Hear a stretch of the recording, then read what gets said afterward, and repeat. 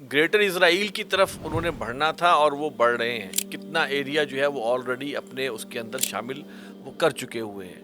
تو لہٰذا یہ ایک ان کو گین ہو رہا ہے. لیکن جس حد تک وہ آگے جانا چاہ رہے تھے اور ایران کو ختم کرنا اور اس کے بعد پھر ترکیے کو نیکسٹ ایران قرار دے دینا، یہ باقاعدہ ان کی گرینڈ اسکیم آف تھنگس کا حصہ ہے. کیونکہ قرب قیامت کی حدیث ہے، اس میں یہ بھی ہے کہ قسطنطنیہ جو ہے وہ مسلمانوں کے ہاتھ سے نکل جائے گا. دجال کا خروج اس وقت تک نہیں ہوگا جب تک قسطنطنیہ ہے.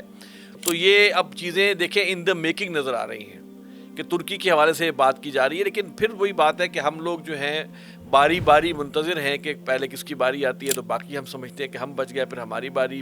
لیکن اٹھ کر اکٹھا ہونے کے لیے کوئی تیار نہیں ہے. ہاں، سورہ بقرہ میں اعوذ باللہ من الشیطان الرجیم لن ترضى عنك اليهود ولا النصارى حتى تتبع ملتهم، تم سے ہرگز راضی نہیں ہوں گے نہ یہود اور نہ نصارہ یہاں تک کہ تم ان کی ملت کی، ان کے دین کی، ان کے طریقہ کار کی، ان کے سٹائل آف تھنکنگ کی، ان کی سوچ کی پیروی نہ کر لو.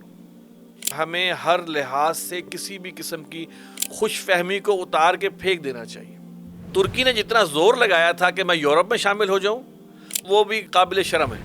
چاک کر دی ترک نادا نے خلافت کی قبا، سادگی اپنوں کی دیکھ اوروں کی عیاری بھی دیکھ. ترکی نے اسرائیل کو تسلیم کیا ہوا ہے، گویا وہ آلریڈی ابراہیم ایکارڈ کے اندر تو ہے.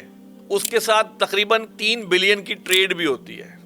اور غزہ میں جب اسرائیل حملے کر رہا تھا تب بھی ترکی سے ٹریڈ جاری تھی.